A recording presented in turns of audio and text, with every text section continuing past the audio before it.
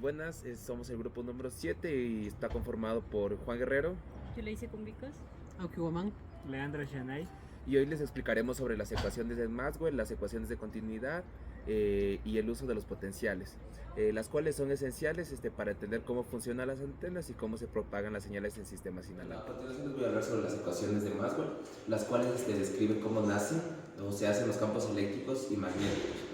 A continuación, la primera ecuación, la cual en un ejemplo práctico podemos ver en una antena dipolo, cuando las cargas acumuladas en los extremos generan el campo eléctrico mediante el cual inicia la radiación. Como segunda ecuación tenemos la que relaciona el campo magnético. Bien, dentro de esta ecuación pues no existen cargas magnéticas aisladas. Por ejemplo, un campo magnético siempre rodeará el conductor de una antena, como por ejemplo en una antena tipo. Como tercero tenemos la propagación del campo eléctrico, la cual nos explica cómo se genera un campo magnético y a partir de un campo eléctrico y posteriormente cómo se propaga de Como uno. cuarta y última ecuación tenemos a la que relaciona la rotacional del campo magnético, donde explica que la corriente alterna que circula por un transmisor creado en el campo magnético que finalmente se transforma en energía radiada. En conclusión, tenemos que estas ecuaciones explican cómo los campos se generan mutuamente y permiten la existencia de la onda electromagnética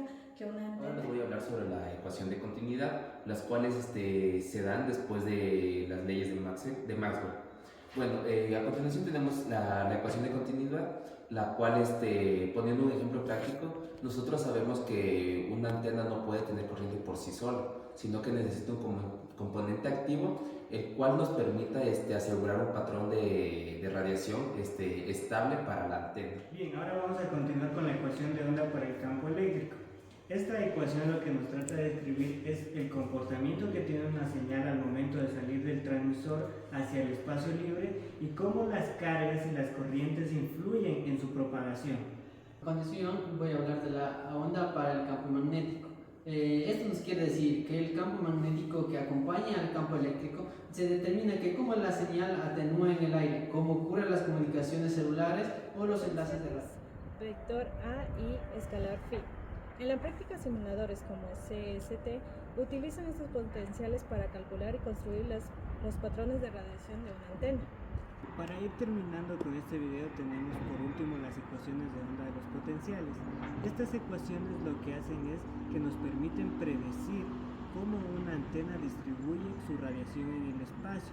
Lo hace mediante los vectores de campo A y el vector escalar phi, ya que mediante esto pues determinan la forma final del campo eléctrico. Podemos decir que las ecuaciones de Maxwell describen cómo nacen los campos, la ecuación de continuidad, cómo se conserva la carga, y los potenciales simplifican en sí lo que es el cálculo de la radiación. Gracias a todo esto podemos modelar cómo una antena transmite energía y cómo la señal se propaga en cualquier sistema inalámbrico. Muchas gracias por su atención.